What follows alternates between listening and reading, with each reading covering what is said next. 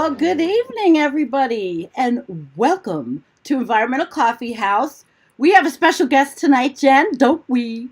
Hi, Kevin. Yeah, absolutely. It's so nice to see you again tonight, Kevin. It It's been a is. long time since we've talked. Yes, it has. Good to see you It's both as well. awesome. I'm Thank you for opening having me on. names and trying to get everybody's name in here so it's not all screwy patooey.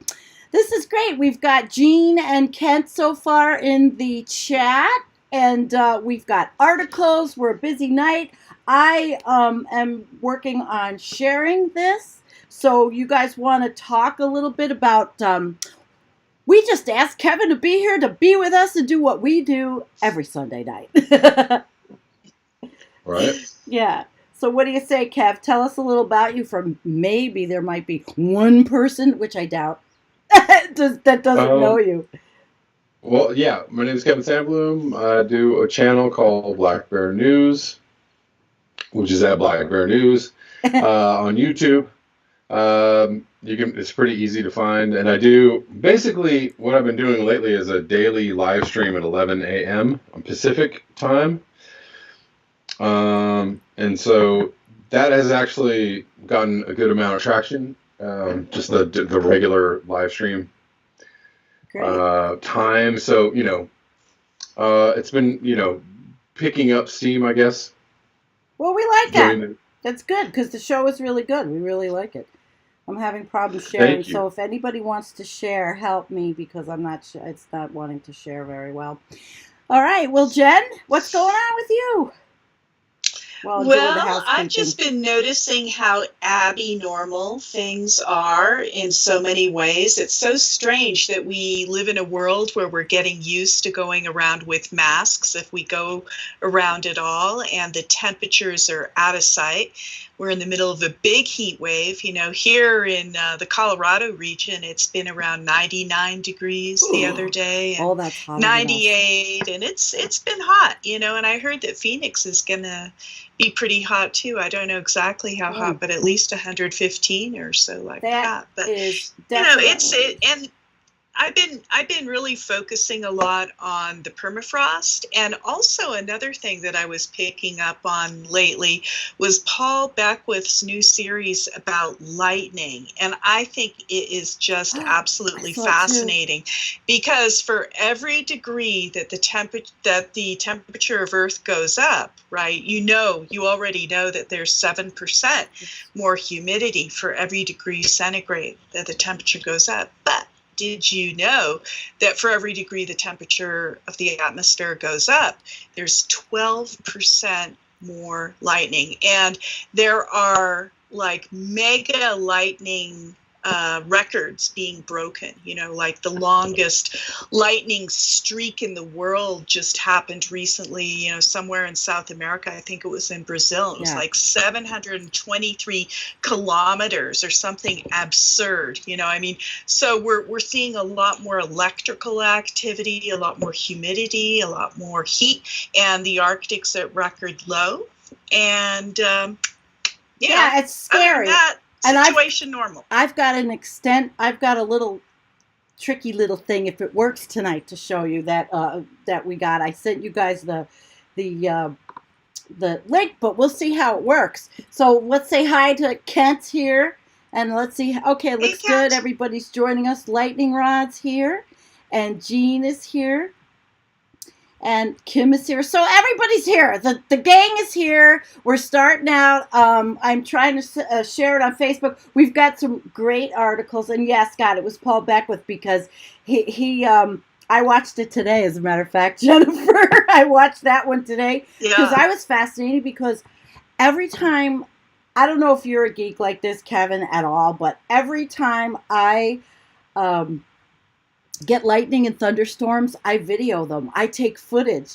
I've got millions, I and I'm going to start using it I have already, for my videography crap. So, Well, a my friend a own. friend of mine on Facebook yesterday posted a video. She's in Oklahoma, and she said she walked into a store to pay for gas, and she walked out, and there was this violent, insane, intense rain and lightning storm, and she was it took her 2 hours to drive home because she Oh. kept having to stop and find shelter and get off the road because Where was the that? wind was 70 miles an hour. So she just was in the middle of a freak, incredibly powerful thunderstorm. And I mean, if that doesn't speak of climate change, I don't know what does. I mean, I think, obviously those storms have happened in the past, but I think the frequency and the intensity of those storms is going to go It's scary. up. It only has one way to go.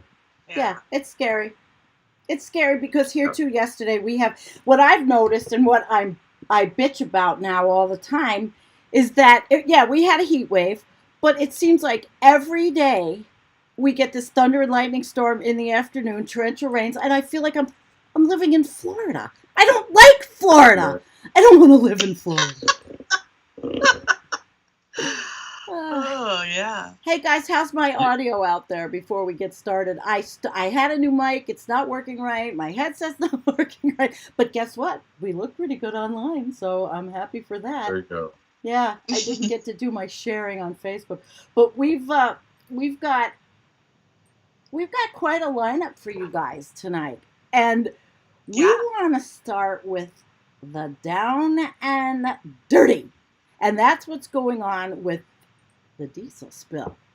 And Kev, I thought since you are the guest of honor and we all do this kind of same thing, that you might want to start with this article first. And do you have it pulled up to be able to see it? I do. Okay. I'm looking at it. This is cool. And if you guys want to ask about CNN has the money to hire top shelf journalists and send them places. So the fake news thing for environmental news goes out the window. I just thought I would qualify that. Okay, so Kev, go ahead. Get started. Yeah, well, I don't know if you want me to read this verbatim, but this is titled "The Russian Whistleblower Risking It All to Expose the Scale of an Arctic Oil Spill Catastrophe," which is an ongoing story. I've been covering it on my channel for, pretty much since it started. Us too.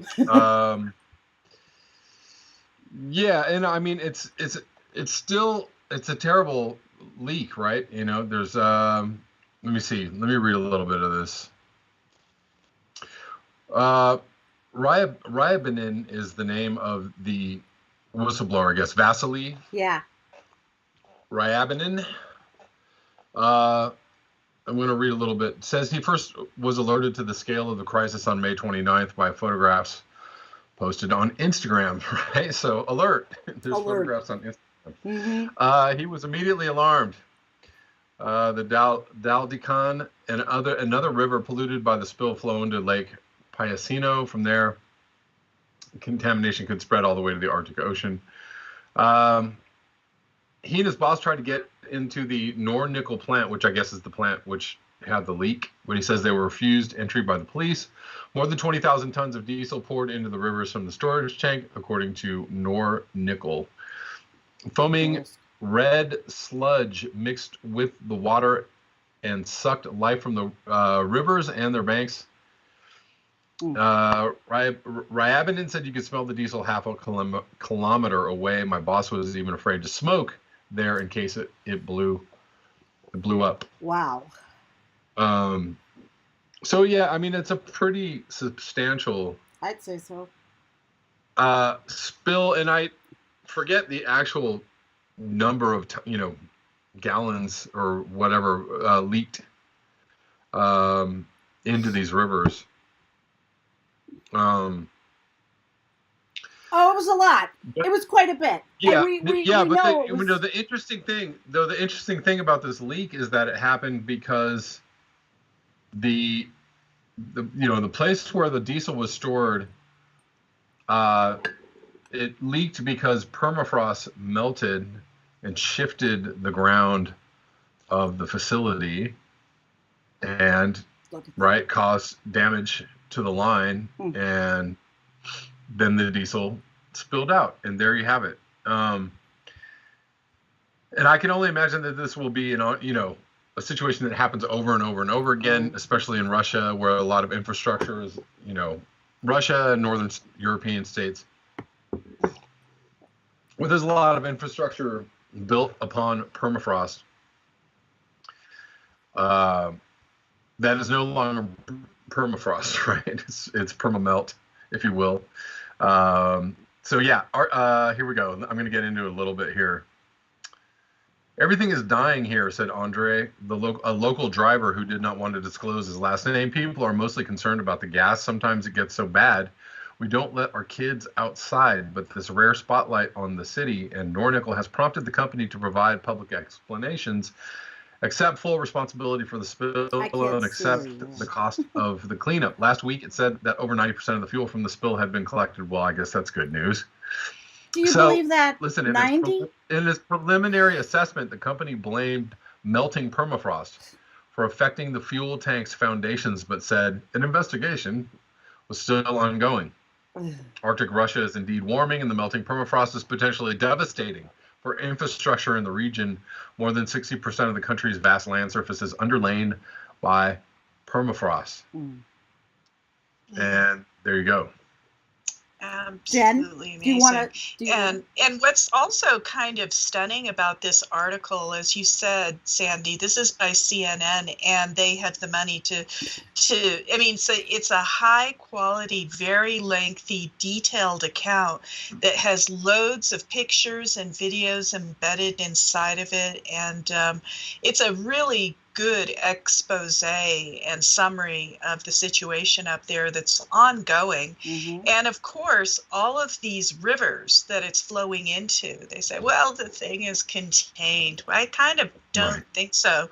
All these rivers, they flow into the Arctic Ocean. So we can be pretty much guaranteed that this entire thing that's gone into the rivers. I mean, yeah, they're going to catch some of it, but it's not all going to get caught, not by a long shot.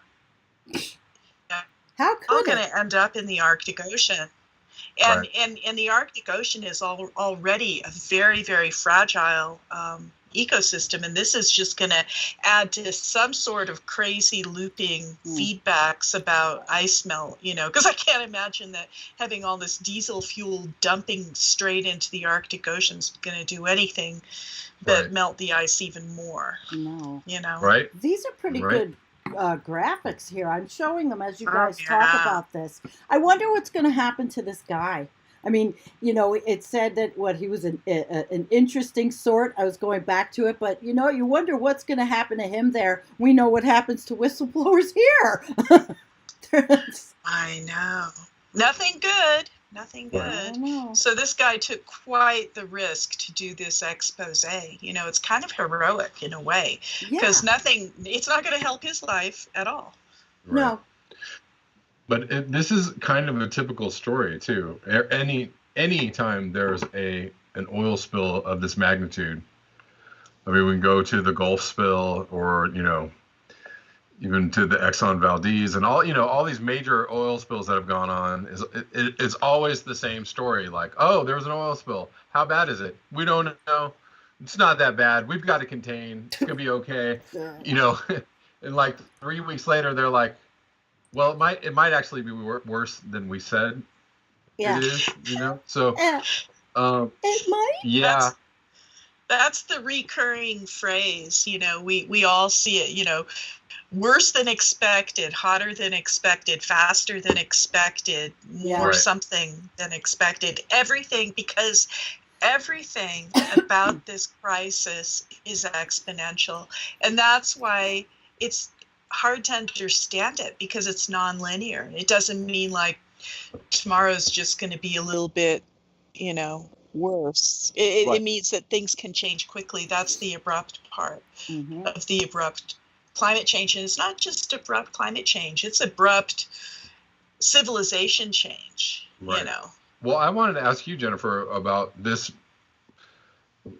story and the connection to melting permafrost, and the fact you've done so much work on Arctic kind of meltdown and Arctic methane release and the methane monster and all of that stuff. I don't know I haven't spoken with you in a while, but I don't know how closely you've been watching it in the last year or two. Obviously, the news is not good, but I just want to get your take on. Yeah, well, I've been watching it really closely, part and parcel, because Sandy keeps me honest. I mean, right. She does, and I have to hats off to Sandy. She does the show design, the show architecture, and we have been doing a lot on the permafrost in a variety of different ways. But what I see about what's happening with the permafrost, there's like kind of linear melting of permafrost, which is kind of what we usually think of when we think of melting permafrost. And then there's the abrupt melting of the permafrost, and it melts like 6 to 7 times faster and goes much deeper. And that involves land collapse, that involves huge greenhouse gas emissions, both carbon dioxide and methane, coming out of all the rotting vegetation that's going to go through. I mean, it's infrastructure collapse. It's like the destruction of every single Arctic town, and then more north on the worst permafrost. They're all going to fall apart. I was hearing a statistic they were investigating moving 400 people out of a village in Alaska due to permafrost melt. Right. And to move these 400 people was going to cost $400 million or something. Why so much money, though? I don't really understand. I don't know, but for some reason it costs a whole lot to relocate and rebuild the village. They were actually going to try and rebuild the village.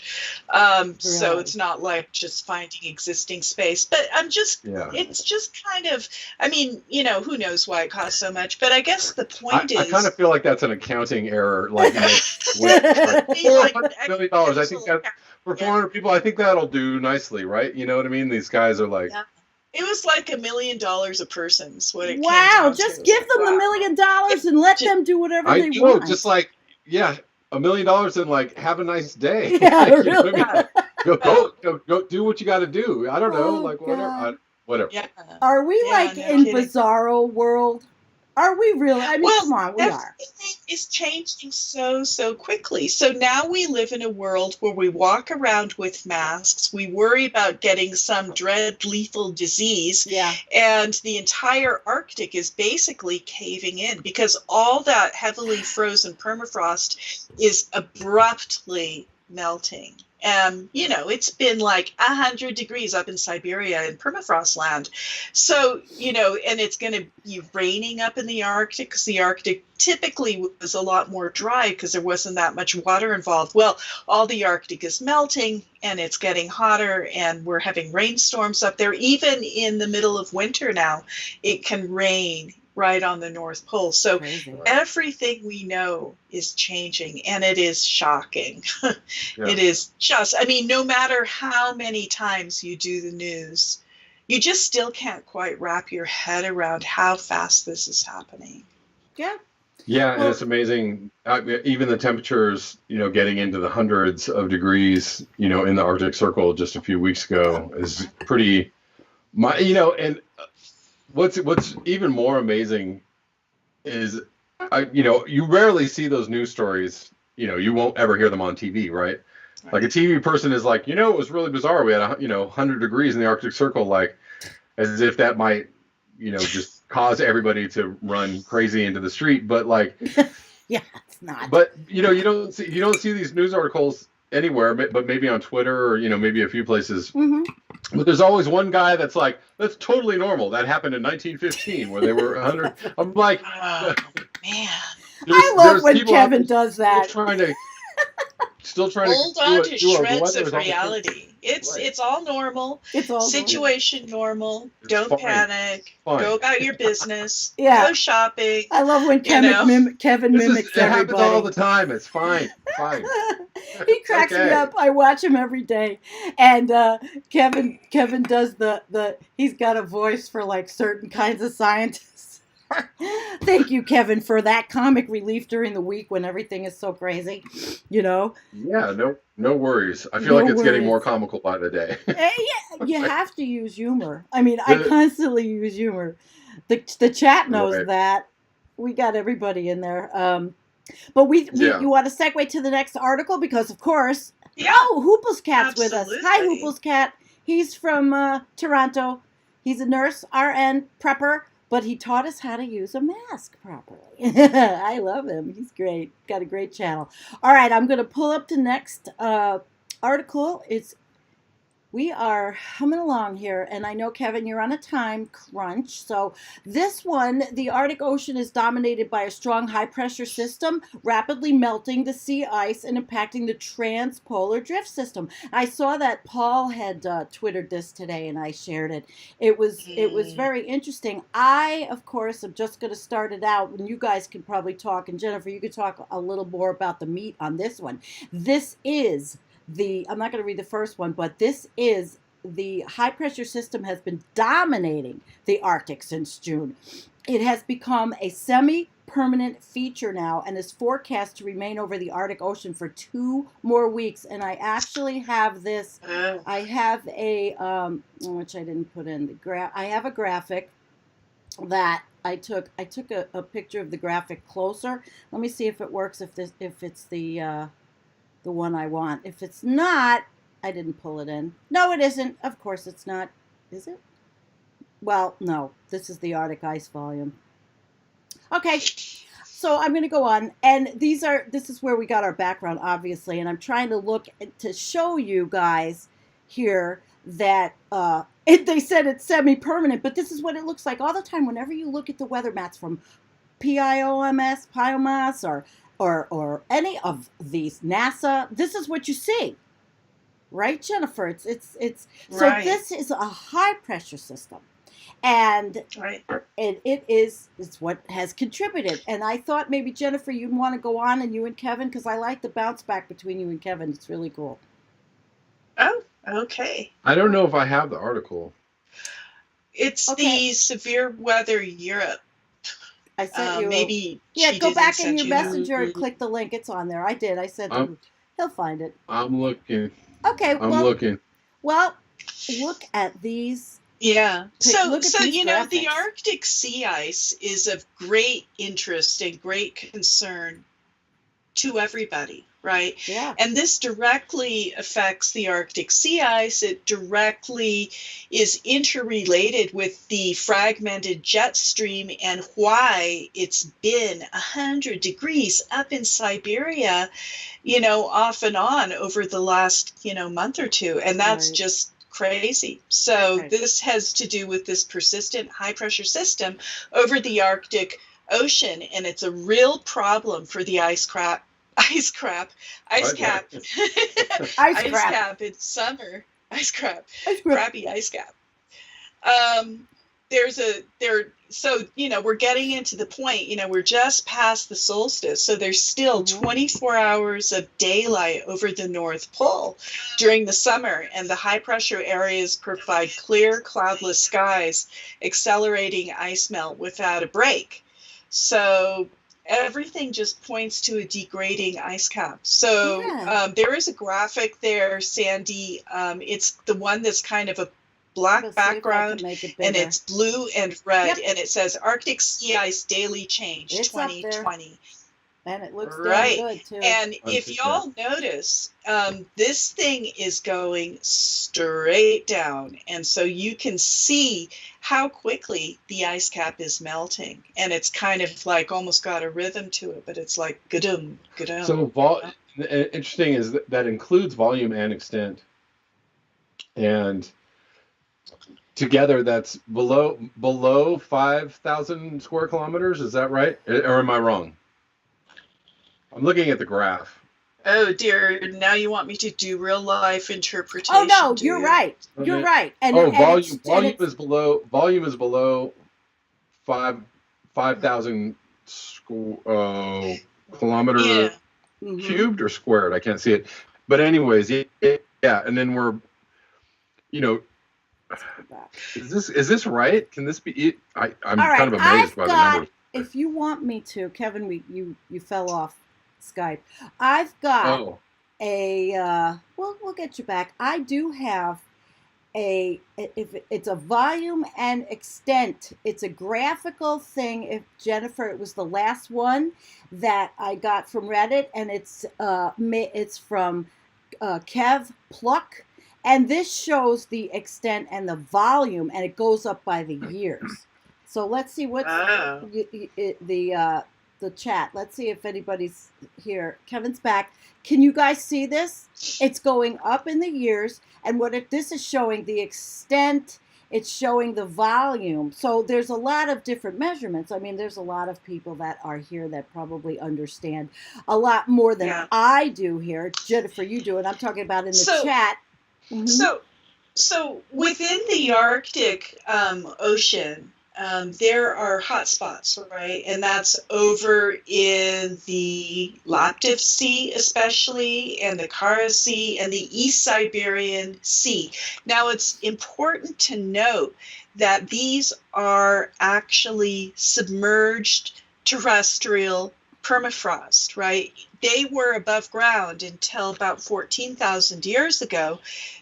In the last deglaciation, sea levels rose over 400 feet, 14 to 9,000 years ago, and all that now not very deep Arctic Ocean that is recently, within the last 10,000 years, terrestrial permafrost submerged, and that is a huge giant hotspot, and it is full of organic matter, and it's just been distilled into methane and methane hydrate, and it's frozen.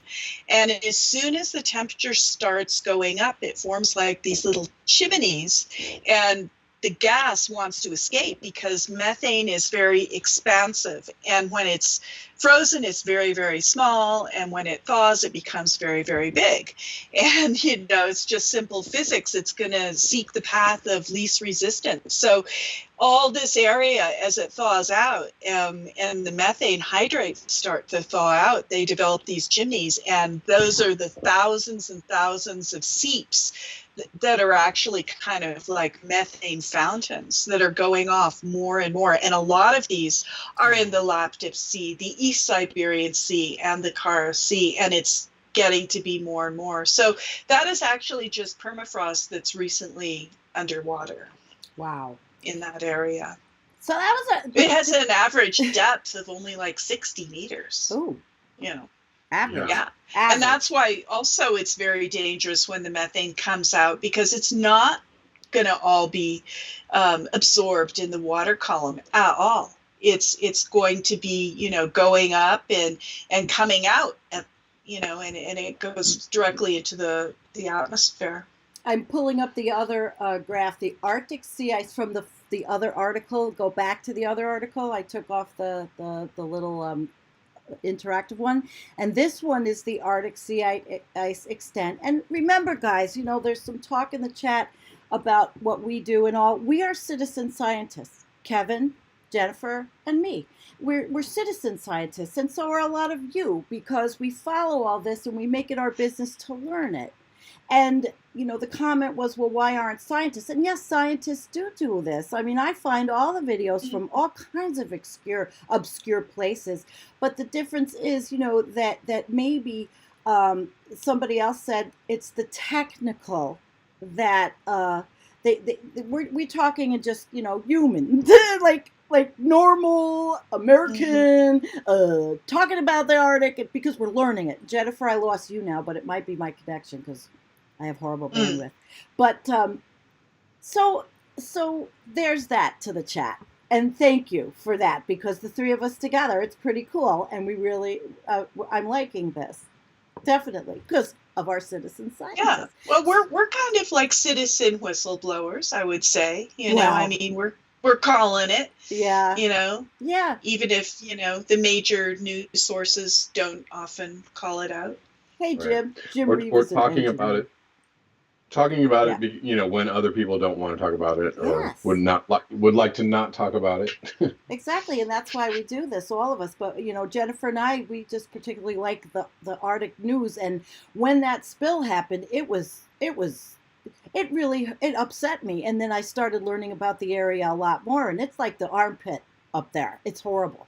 But this graph, I just thought whoever it really does show the mean of the 80s, 90s, and 2000s of the extent, and the current, which is in 2020. It's in that metric. Okay, we are citizen scientists, so we don't always know exactly how to enunciate everything, but we sure do know what it looks like, what it means. That's why these articles help us. And Jennifer, here's the Laptev Sea that you were talking about, the Kara Sea, the East Siberian Sea, everybody. The Laptev Sea here, Jen, can you see this one, Jen and Kev? Mm-hmm. The Laptev Sea, I see. Now, anybody that's looking at this can see that there's issues with a red line, and it shows all of the years. So yes, here we go. Anybody want to comment on this one? Oh, yeah, the Laptev Sea ice extent. I mean, check it out. We are outside. I mean, we're not even following along very closely with any of the previous years. This thing is in like free fall. That's what it looks like to me. Yeah. And I wonder if, or I wondered, maybe it was last week, if the high temperatures over Siberia and that part of the Arctic, if that was due to methane being released or high concentrations of methane. Like, what if there was, a spike in methane in that area, right? You have basically, you have a tipping point happening, and you have these feedbacks happening, and you have this, where everything is, we could be watching like a climate collapse in real time, right? Where the permafrost is completely melting, the seas are warm, we're getting these high temperatures, methane is releasing, heating the air even more, and that's heating, everything else up, generating more permafrost, melting, et cetera, et cetera. And so, I kind of feel like that's what has kicked in. And if that ends up basically taking out the rest of the Arctic ice, then that is such an incredibly huge feedback loop right there, where you have just the methane, the clathrates, the melting ice, the heating ocean, the permafrost, and everything just adding to this exponential kind of heating situation. Yeah, and everything is affecting everything else. And there are tipping points interrelated with other tipping points, all just crumbling. Like the permafrost up in Siberia, it's just crumbling, and it's going away faster than we ever thought possible. And I think we're really witnessing something very, very historic and notable, and it's not even on the news where you can find it. Nope. Certainly, not on the front page anywhere. And it should be, because the Arctic is going to dictate the fate of this planet. What happens there is just going to come right down here. Look at this one I have up. Oh, sorry. Well, and I was just reading something the other day about the WMO is now saying, well, we could see 1.5 C, which, obviously, whatever. It's somewhat laughable because most people think that we're already at 1.5 C, right? But this, this barrier that we're not supposed to pass ever, right? Like, we're not supposed to pass ever. it. Oh, we could pass in like a decade or two, or maybe 2050, and hope we don't get there. Anyway, so I just saw an article from WMO saying we could pass it in the next 4 years. So they're basically admitting that, it's pretty much done. It's a done deal. We're going to pass that guardrail. Yeah.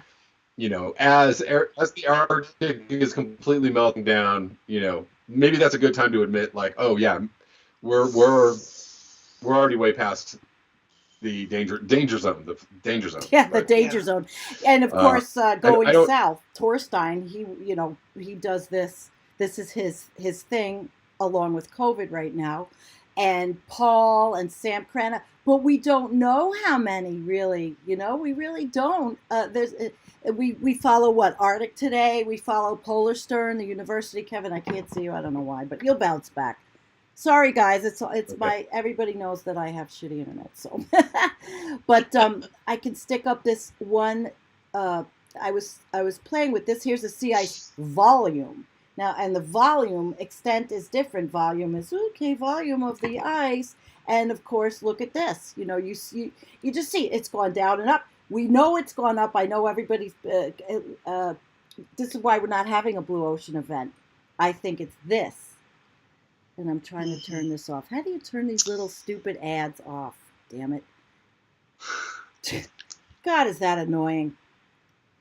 Yeah, So see and the everything, volume? you know, I mean, you can look at like the ocean temperature too, and all those Siberian rivers, they're like 5 main Siberian rivers, and they're all flowing into the Arctic Ocean. And guess what?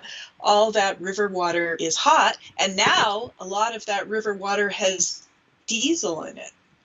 Oh yeah, Diesel. this is so awful. And you're It's right. what's for dinner. Delicious. Yeah, the diesel, and there's something else going on up there. And the Guardian had the well, this is not just up there. This is from coronavirus and emissions. We were talking about this. Remember, Jennifer, when we Yeah. said when the beginning of this happened, Right.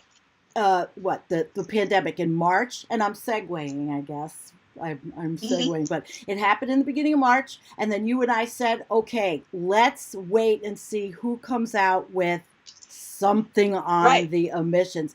And this just came from the Guardian, and I'm going to put it up, and you guys have at it. I'll put it up and do the background here. Go Yeah. ahead, Kevin. Well, Jen? this is an article that came out in the Guardian very recently, and it's coronavirus pandemic prompts record drop in global emissions, just We're like waiting Sandy for this. said. Yep. Here. Sorry. And I'm here. Here, I was just clapping. In my mouth. And what I'm interested to find out is what's the effect on global dimming, and when are we going to get some true measurements about that? But all this stuff, all the lockdowns, the travel bans, the factory closures, the drive reduction, all of that is causing global greenhouse gas emissions to drop quite a bit. All right, let's go for it. Kev? Yeah, You're the well, guest. the beauty, the happenstantial loveliness of a global pandemic has caused. Yeah. I mean, it's kind of hard to not say. I've heard other people say like the global pandemic, coronavirus, has done what all the protesters and the activists and the Extinction Rebellion and everybody combined couldn't do what the coronavirus did for global emissions. Right. I know. Which is, I don't know, what, how you want to like extrapolate that point into the human condition or whatever the condition of the planet. I don't know. But I mean, we've been given a roadmap. We literally, I mean, it could be, there could be a better thing, I think, on some level that could happen in the face of climate change if people would actually link it to climate change. Oh, come on, Kev. That would Please, involve connecting two dots with a line, and you're not really supposed to draw those correlations. Logic. But we do. Never heard it. We do. And what does this say? Register for free and continue reading. Are you freaking kidding me? Oh. Well, let's all right. You guys have the data. Let me do this really quick while you guys are talking about this. I had no idea that with the Guardian I had to do this. I've got it. Okay, go for it. Both of you. So it says the largest emission drops occurred in the United States and China, largely due to grounded air travel and a decrease in power, water, gas use, and it comes at a large economic cost. Mm-hmm. So we all know that there's probably, I would say probably a depression. I mean, just look at the way the United States is going. I think we're probably going to fall into a depression. Wow. Right. So, But again, good. Actually, so every time we have a major drop in emissions, it usually comes around a recession or a depression, right? Because of the lack of economic activity, which, again, if you're using the logical line of, straight lines of thinking or connecting two things, you go like, does the economy have something to do with climate change? Right. Yeah, absolutely. And here's an interesting thing. So, you know how hard everybody's been working on this. I mean, basically, the world's been locked down. That's never happened before. So the dramatic decline that we've experienced in emissions still falls short of the effort needed to limit global heating to 1.5 degrees C. That's not going to happen by 2050. Yeah, that's not going to happen. I mean, we're gonna wham back. It's already baked in. I mean, the delay in carbon dioxide warming. I mean, the whole thing is already all baked in. But the thing is, I mean, with all we've been concentrating on as a civilization, kind of a world civilization, it's still not enough. No. Still not enough. Still enough. But the thing is if somebody could. Somebody, I don't know who, but somebody who is, on a large stage, has a platform or an audience, that could, start to say things that made sense, like, okay, this could be a way that we could really, because every time scientists talk about how bad the situation is with climate change, they're like, well, we need a radical response, or we need a World War II response, or a coronavirus response. Exactly. So what did we just do? We just did a radical response to something that was very life-threatening. So, if only the media and the politicians and the corporations could all gather together and tell people the truth about climate change, and how deadly climate change can be to people, how it can put them in the hospital or put them out of their homes, or suck all their wealth away, right? Maybe we could actually all together as a community, or as civilization, or what have you, go, oh, okay, yeah, we should do that. Maybe we should do that. Maybe we should stop all this activity, this economic activity, and do something else, right? But again, that would require a logical, even the response that was given to coronavirus wasn't necessarily right? They did the whole lockdown, but they didn't do the, we'll help you guys, we'll give you some money, or we'll give you some health care, or we'll give you, some help in these times. Here's a $1,200 check, good luck to you. But right, I mean, they've done some things, but it's just been very little in the face of what the depression that is coming our way. So, oh boy. But what if you did that in the face of climate change, right? If you said, look, we're going to have to do some very drastic maneuvers. We're going to have to, basically do what we did for coronavirus and lock ourselves down, or lock ourselves in, or stop, flying by 90%, air travel by 90%, or car driving by whatever it is people stop car driving by. I don't know what the percentage was, but I'm sure it was very large, right? 50% or more. Yeah. Well, let's see. Yeah, a lot of people. Yes. So if you ask people, if you said, hey, we should do this in the face of climate change, and here, we know that's going to affect your jobs and your livelihood, and we know that's going to affect the economy very, very badly. Okay, we know this, and we're just going to have to do that because climate change is deadly, right? Coronavirus deadly. We just have to do it. Well, what we've seen is that people, I mean, the uniting factor of fear of death, I mean, that's the immediate fear of death has caused people to really react en masse all over the world, governments to react. But climate change is not as immediate as the coronavirus, and in climate change, they're trying so hard to still debate it and keep it but look at the coronavirus people. there was Oh yeah, they're that's true. debating it just like that's the same Right. people that are debating coronavirus and climate change. Same people. So we Yeah. are in, what is it, 28%, I think, in a poll of people that believe all of this, Heartland Really? That Foundation, much? QAnon. Yes, that people are falling for all this stuff, but I don't have the data in front of me, so don't quote me on the percentage. But it was pretty high, and I don't have That's the pretty article. high. I don't. That's pretty high. That's Yeah, over a quarter of the population. well, in the United States, but then maybe Is it was, that in I the don't United remember. States? There's Yeah. also a worldwide. I mean, people are believing, but the coronavirus, excuse me, the coronavirus, but it was the same people. Same people.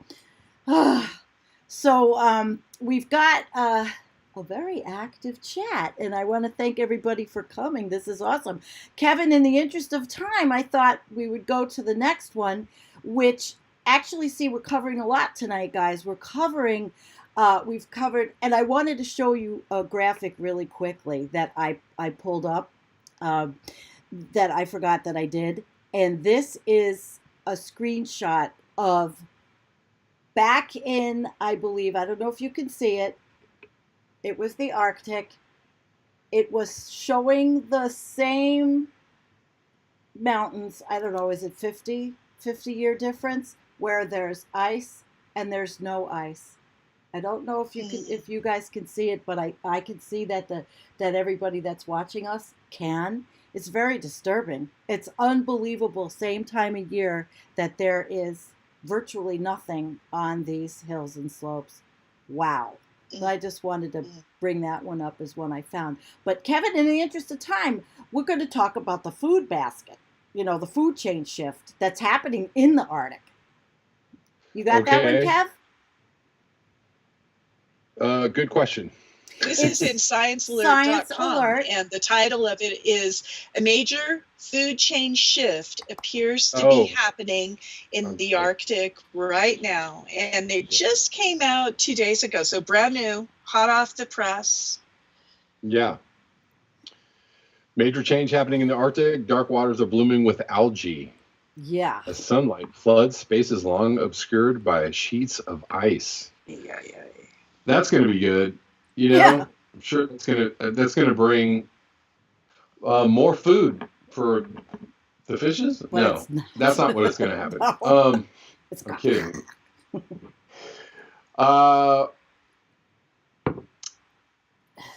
Well, I mean, the whales eat phytoplankton. A lot of creatures eat phytoplankton. So there is more phytoplankton, and phytoplankton also creates oxygen, as far as I can tell, some of it. Right. It does, but so the whole thing is changing up there. Yeah. Right. So there's going to be some winners and many losers, I'm sure, because of this. So at first glance, the expansion of the photosynthesizing part of the food chain shouldn't be all that surprising. Global warming has caused the Arctic's ice sheets to wither away over the decades, opening up new frontiers for phytoplankton to blossom. But according to the researchers from around 2009, the rate at which new open water was being exposed dropped off significantly. By all accounts, it should have been followed by a similar decline in greenery. After all, no matter how much the sun shines, population numbers should taper off as the amount of available nitrogen and other essential elements gets used up. But that's not what happened. Mm-hmm. This expansion at the base of the food pyramid, described in eco-jargon as the gain in the rate of net primary production, NPP, just kept going. It's hard to know whether we should be alarmed or appreciative. After all, more green stuff means more food for herbivores, which means more meat for carnivores, not to mention more carbon being locked away in organic molecules. But the Arctic Ocean isn't really a big player when it comes to sinking carbon, especially if the vanishing sea ice simply makes way for more marine traffic. Yeah, and the marine traffic is what I read, and they're chomping at the bit. Besides marine traffic, meaning the natural, the fish, the whales, like you were talking about, Jennifer. Marine traffic getting in, man-made boats, ships, icebreakers going through and affecting getting interplay with the phytoplankton. I mean, of course, I don't know for sure, but this was really an interesting one because we don't know if it's going to choke. Will this increase choke the oxygen? Choke everything in the water. What do you think, Jen? Well, it says here that phytoplankton are absorbing more carbon year after year as new nutrients come into this ocean. And that was expected, and it has big ecological impacts. So that whole area is just changing exponentially. It's going from white to blue and green. Yeah. And we don't know what's going to happen. Yeah. It's pretty amazing. And they say algorithms that work everywhere else in the world that look at the color of the ocean to judge how much phytoplankton are there do not work in the Arctic. So we're kind of going blind on this one because different rules apply. Wow. So it says here, further studies on our planet's vast circulating network of atmospheric and oceanic streams could help us better nail down what to expect of this vast algal bloom and what it means for the Arctic's future. So just another thing. Arctic is just covered with algae right now. Oh my God. Another thing. Kind of. Another bad thing. Right. It can't be a good thing if if both the poles start to become temperate zones, marine zones, right? That's not. I mean, some people might think like, oh, this is great. That's great. There's going to be shipping and there'll be fish in the Arctic, and we can go, drive our boats up there and fish. All the fish out. Right. Well, what we can expect is that, the last time the Earth had this much carbon dioxide and combined greenhouse gas, it was basically crocodiles in the Arctic. I mean, the Earth is just catching up because the temperature, and we have dumped so much carbon into the atmosphere so quickly, the Earth is still catching up. I mean, this thing has a lot of momentum to it, but it's just reacting still, and it's not caught up to the amount of carbon dioxide that's in the atmosphere. And we've got some really good comments out here. Anything that's green is using sunlight and chlorophyll and carbon dioxide and makes oxygen. It doesn't matter if it's above the water or below it. And then Boiled wrote, Lamppost said HABs, H-A-B-S, the harmful algae blooms. That's other places too. I mean, that's not just the Arctic. That's in the hot regions too. But it's not necessarily phytoplankton, but it's just everywhere. Everywhere. My God. Well, I mean, on some level, this could be a little bit of a negative feedback on the whole thing, somewhat. But I mean, I think it's also kind of a side story to the fact that this shouldn't be happening in the Arctic, right? Like, on some level, this whole story is like, oh, this is interesting. That there's algae, Oh, golly. Well, look at that. Oh my gosh, there's algae in the Arctic. Like, without actually mentioning the fact that this shouldn't be happening, that we're not going to have any ice soon, that's going to mean major weather catastrophe for the rest of the planet, that we could, that human beings might be, driven into, marauding hordes of hungry apes across the land because of no food. God. Just like, this is an interesting interesting thing that's happening in the Arctic. But no sense of urgency. Right. That this is like a major change to a huge, giant, it's the whole top of our Earth, basically, and it's going to have severe repercussions. It's probably going to cause or be a contributor to the fall of civilization, geopolitical consequences up the wazoo. I mean, you just can't even begin to talk about how important this is. Right. I feel like this article is a little bit like saying, like, Seattle is so nice and warm now in the summer. It's great. I mean, it's like 85 degrees. We can go to the beach. Like, I mean, okay, that's nice, but that's actually not supposed to be happening, right? That's not their weather necessarily, right? That's, Exactly. And it's kind of like you fall in love with your own thoughts so much that you lose perspective. Like this is in Science Alert. And so clearly they are just all very geekified about this whole thing, that they just have lost all sense of urgency and emotion. Right. Well, or it's like, when you see scientists in the Arctic watching ice calving, right? Which happens, it's a natural phenomenon, right? But they're like, you see some kind of major ice event, right? Which is kind of not good, but they're like, wow, look, oh my God, look at that. That's amazing, right? So, because from a scientific perspective, I'm sure it is amazing, but like, it's kind of divorced from the whole thing about like, oh, yeah, this is maybe not a good thing, but maybe we shouldn't be like, yes. No. Yeah. I got a picture of that one. And the implications of this in XX years is... Right. Can you imagine this article making it onto Fox? What would they say about it? I have no clue. We're going to harvest this and sell it. Yeah, probably. That's exactly something, as divorced from reality, or, as it might be, they can use something like this to be like, it's plant food. Yeah. CO2, it's it's phytoplankton food. This is great. It happens all the time. Like, oh, CO2 is good for plants. The classic denier rant. And I just it's just so old. But hey, Kev. All right. So we've actually been on for almost an hour. And I know that Kevin does have to go. And we have a lot of people in the chat. And I've been putting things up. Is there, we've really liked having you here. This has been great. I like this meeting of the minds. It's fun. I really, too. I thought it was great. I hope you can join us again. Yeah, for sure. I would love to do that. Yeah, for sure. I'd love to. It's great, especially with our, our focus is on the above the equator, and we do tend to do that on Sundays, Jennifer and myself. But we've veered off. We sure have.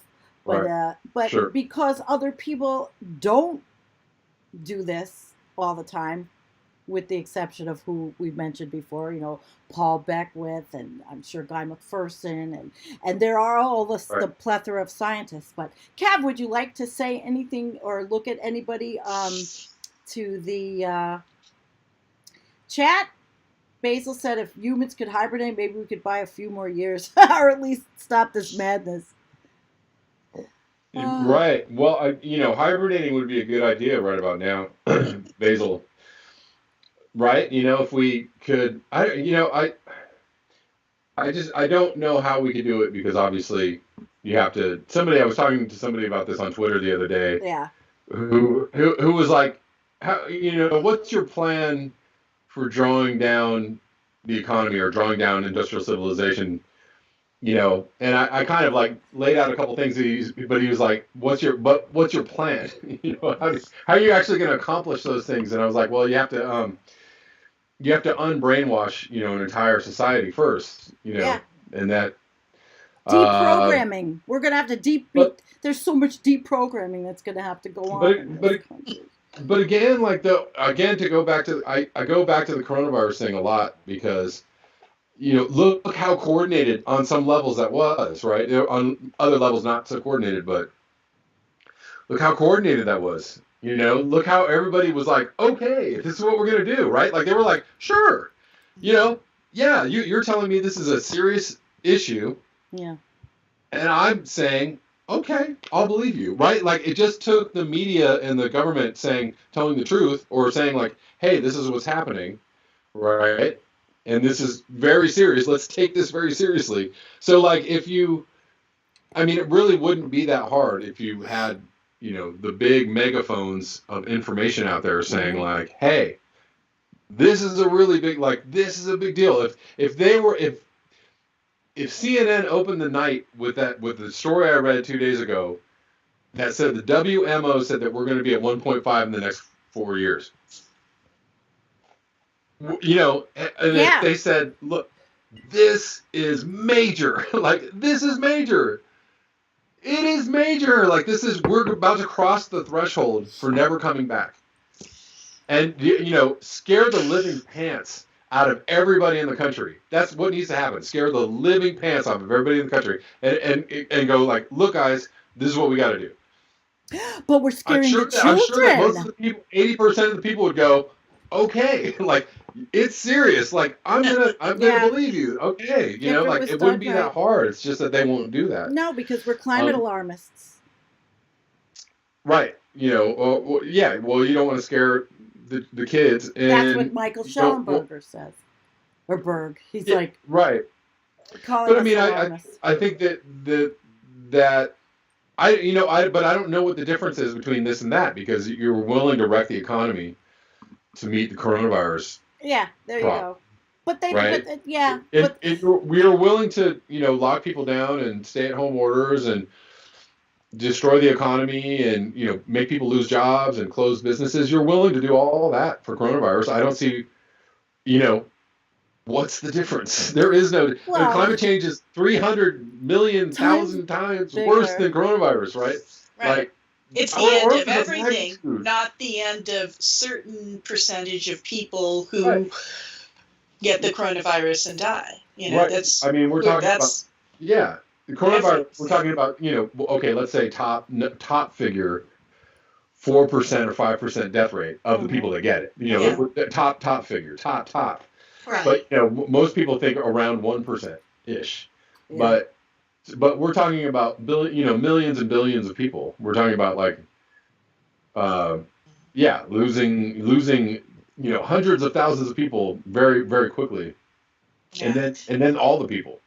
So I mean, we cannot grapple, it seems, with this concept of exponentiation and what that could possibly mean. I mean, to us, we just expect tomorrow to be like today or yesterday. Well, yeah, and that's and maybe the difference with coronavirus is that it's they presented it as a problem, but they're like, well, here's a problem, but it's over in 3 months. But if you presented climate change as the problem that it is, you'd be like, well, it's not going to be over in 3 months. I can tell you that much. It's going to. This is a huge problem, and we're going to have to really do something serious about it. And it's not going to be over anytime soon, for the next 10 years or 20 years at least. So there's that. Maybe it's just that big of a problem that, minds can't grapple or grasp the severity of it or the enormity of it. But yeah, Hoople said 8.4% of Canadians who had it diagnosed die RNA virus. Give it a bit and then say it's not a huge deal, right? We have to tell them. That's what I feel. I know that I feel like the worst has not happened, but I'm not corona panic, other channels have been commenting on it like it's a panic, but nobody knows what it can lead to. Nobody knows what comes down the road. So we're taking the precautions. It's all over the world. I mean, it even hit the polar stern. They couldn't change the research project in the Arctic. Remember, Jennifer? They couldn't change. Yeah. They couldn't fly in their change of science. Yeah, that was the whole program with flyovers or something, wasn't it? They couldn't do it anymore because somebody who was going to head up that portion of the polar stern project got coronavirus. Yeah. And but it didn't get onto the ship itself, though. That was good. Right. No, I don't think it did. Excuse me. I'm not saying that coronavirus isn't serious, but I'm just saying. Oh, of course you weren't. No, we know that. No, but it's interesting because it's a great study into the human psychology of disasters and what we perceive as threats to ourselves. Right. And the Arctic to me is a huge threat, and like we're going full circle here, and most people, okay, and so we're here as citizen scientists, telling you. But even if you want to compare coronavirus to other causes of death, right? Yeah. There are other causes of death that take a large percentage of people every year, right? And our response to those certain diseases or causes of death, the response is, man, that's bad. It's my problem, right? Like, anyways, like, continue. And that's kind of, it's just an interest. You're right. It's an interesting psychological study, but it's also an interesting, it's an interesting psychological study on what it is we consider to be a threat, Right. quote unquote. But not to minimize the threat of coronavirus, but I'm just saying, like, again, climate change, orders of magnitude. Yeah. And this is a dress rehearsal for the thing that's really going to hit us like a never-ending tidal wave. We still have the latitude to have these conversations together and look at it and be somewhat removed from it in a way, because our personal lives are not at risk at this very moment. But it's going to change. It's not always going to be like this. We do have a good comment from Bill Wonder. He said, careful, no COVID outcome is not, it's not really established. Nobody knows how collapse will proceed. Making claims uncertainty invites deniers and denial. Thank you, Bill. Take that. I appreciate all kinds of comments to help us guide the way. Hoople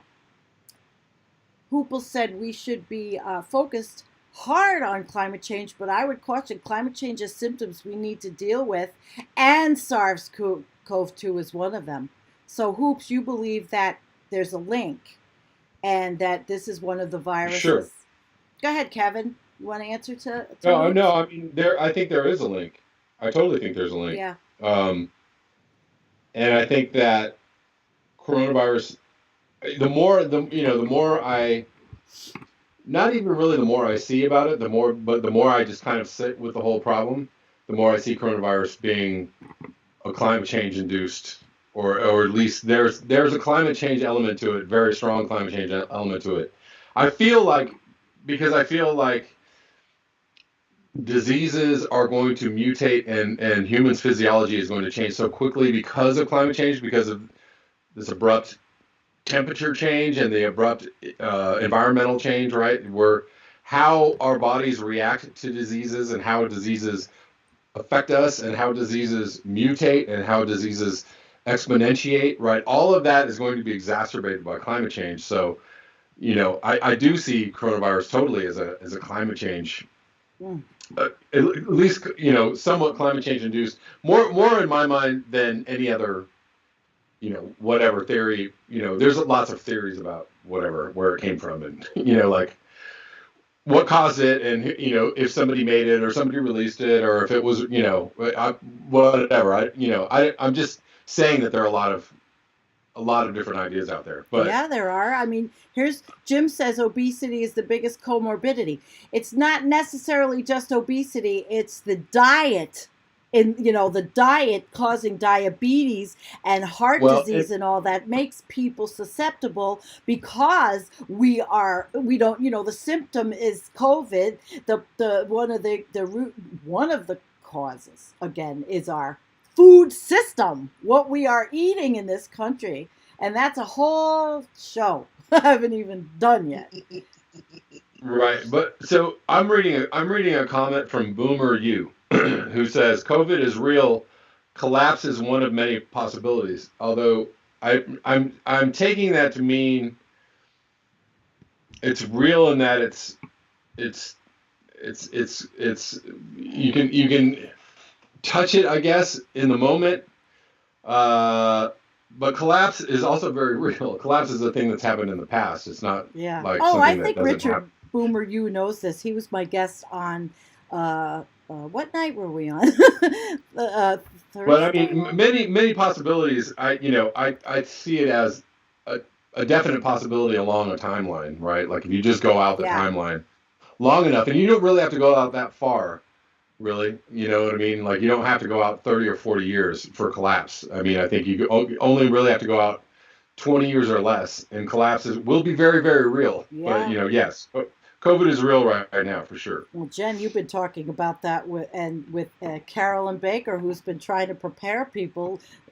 Yeah, and that's right. Help us be psychologically attuned to what we're feeling. Yeah, and there's a lot. That's right. And that's well, Carolyn has written many, many books Yep. about this, navigating the cunning chaos and collapsing consciously. And she's one of the grand dames of the collapse, I hate to say movement, but, movement. Well, a movement to tell people that it's going to happen. And when and it's Right. but we of course don't know when. We don't, I always say, and I think Kevin, you do the same thing. It's like we want activism. We want climate strikes. We want all of these things because we don't know, regardless of the end outcome, we're still here. Right? Right. Sure. Yeah, and um, I've been having a discussion with someone that's on my channel quite a bit who says that uh, I'll put it up. climate catastrophe will not happen as quickly as we all think or whatever. And so, Who's and here? I don't necessarily believe that, but at the same time, what if it doesn't? What if there is a negative feedback that we're not aware of? So, in my mind, I kind of feel like we know what the likely consequence is. We know what the likely timeline is, and that's all fine and well. However, to cease doing something about it or saying something about it or going forward with some kind of intention for taking us off of this train track to the end of the cliff. I think we should absolutely do everything we can, because what if we get a respite? What if we get a Exactly. 5-year, 10-year gap where, I don't know, totally random, and you don't know how the universe works. The universe does what the universe does, right? And so we can be, and even in the face of all the best science, right? This has happened over and over again in science. Science goes, we think everything works this way, and then the universe goes, no. Nope. How about it doesn't work that way? Oh, and the scientists God. go, oh, we were wrong. So scientists change their minds. Right, that's true. And people who are aware of science change their minds. It's happens. They'll change their minds because of the data behind it. Right. But I mean, science is a constant evolution and a constant revolution. There's, things constantly supersede what we thought in the past were, true. And so, there's always room for new data, new science, new evidence, new whatever. And so I'm just saying, what I'm trying to say in a very long way is that, we know You're fun. We know the probabilities. We know all the probabilities, but that doesn't mean the probabilities are locked in necessarily. And we don't know the timeline. We can only guess at it. And again, I'll bring up, and I don't mean to, I'm not trying to like put anybody on blast, because I have the greatest respect for Guy McPherson. Nobody would be here without Guy McPherson's work. However, I started watching Guy McPherson 6 years ago, and he did, at the time say, well, it looks like this year, or it looks like next year, every year would be like, it looks like this year.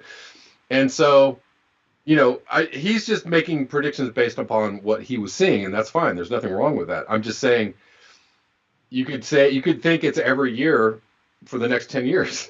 and then you've lost 10 years of doing something. Right. So you've also lost your credibility. I always think it's kind of a big risk to make these type of time predictions. I just don't think it's a good idea, Right.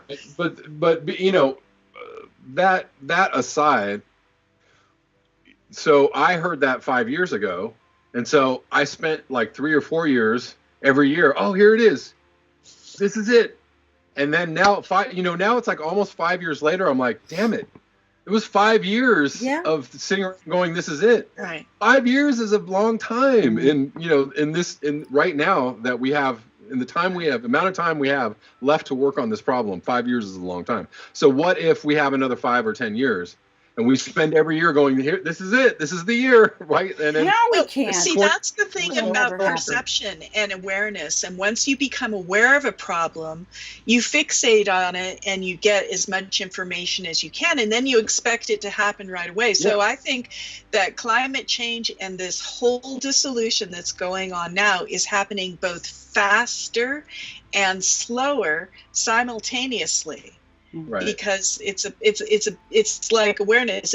it's happening faster than it's ever happened on this earth before. And there's We're no doubt moving about like that. 1,000 times faster into this sixth grade extinction than was had in the Permian mass extinction. You know, this is fast, but it's also slow from our personal perspective because that's just the way climate is. But then, Right. you know, it's going to be like getting pecked to death by ducks as well. You know, it's going to be, you know, this area, this area. Right. Well, and to go back to the person that's on my channel is like, there, you know, he's talking about a negative feedback that he has in mind, but we don't know. We don't know. You know, again, talking about the story of phytoplankton in the Arctic or whatever, we don't know whether some random, you know, who knows, random feedback somewhere comes out of nowhere and gives us, you know, gives us another 5 or 10 years of stability. We wouldn't, you know, who knows? Is it probable? Probably not, but you never know. You know. Right. Is again, that called hopium? No. I don't think so. I mean, I think no, it's no. I mean, pragmatic. It's being practical and pragmatic. Right, and I'm just talking about my personal experience over the Mm-hmm. last 5 years. So I spent 5 years going, this is it. This is the year. Here we go. Oh, over the falls. And so here we still are 5 years later. Yeah. So I'm just saying, like, you know, again, to quote Guy McPherson, live with urgency. You know, do what you can do right now, and you know, seek the path of right action, or seek the action of right action. Do what you think is correct in the face of this, right? Regardless of whether it's this year or next year, or the next year, and the next year, or the next year, because you might wake up, and we might wake up in 2025 and be all sitting here having chats in relative normalcy, right? You know, like Environmental Coffee House 2025. Here we go. Oh my right? God! We're on the air. Ancient.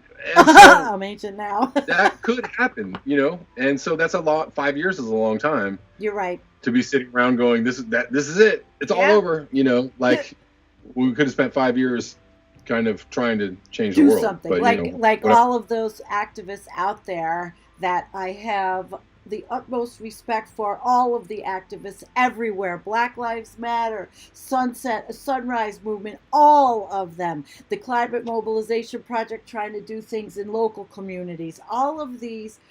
I am so ready to see the change, at least, you know, geopolitically in our country. I hope that way, that we see a change as we're waiting for collapse, that maybe we'll go down with the Titanic in class. That's what I always say.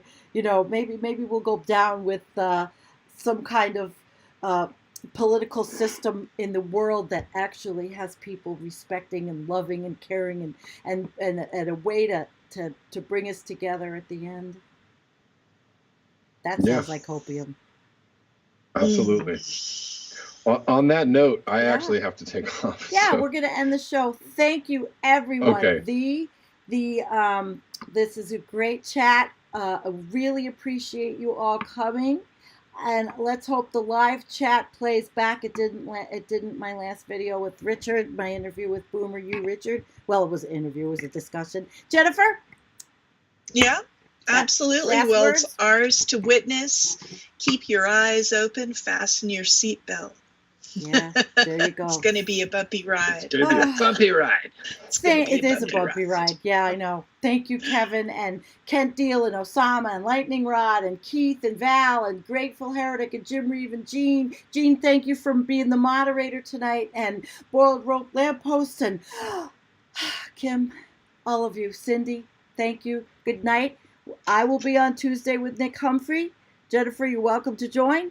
Kevin, I'll see you on your show every day when I can make it. Yes. Every day. And don't forget, Kevin is also a musician, wherever this is shared. So I'm going to put links up and all that stuff so you can see. Oh, cool. Cicada. All right. Thank you. Cicada was the latest. Yeah, I kind of wanted, maybe thought, next time you come on, bring your guitar and strum us a little love song. You could serenade us. Yeah, we would love it.